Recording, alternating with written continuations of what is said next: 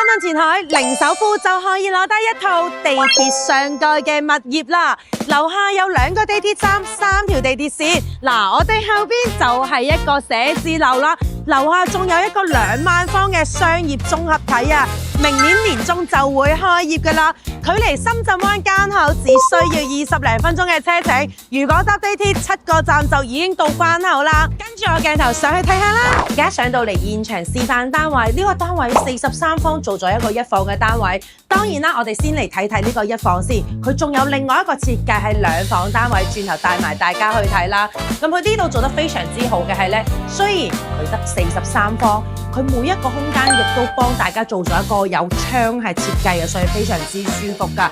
唔好見佢呢空間細細啊，基本上你啲櫃位、鞋櫃位、餐廳、客廳，包括露台都有埋，亦都非常之舒服啊。再嚟睇埋房間先，房間設計係非常之得意啦。如果你人住得唔多嘅話呢，咁我個人建議呢，攞個1房嘅單位就已經夠噶啦。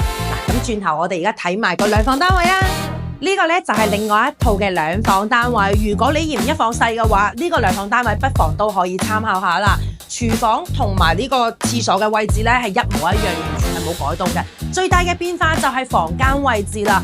第一間房呢會感覺係比較細少少，一定要做一個榻榻米嘅設計啦。不過佢非常之好嘅地方就係都有窗，都係非常之舒服噶。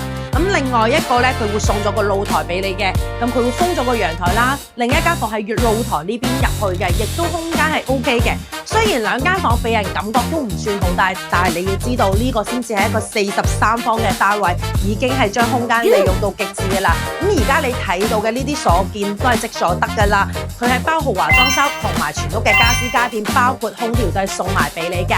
樓下20零分鐘嘅車程就可以翻到去深圳灣啦。地鐵上蓋2個地鐵站、3條地鐵線。如果屏幕前嘅你有興趣嘅話，歡迎喺評論區留言攞資料啦。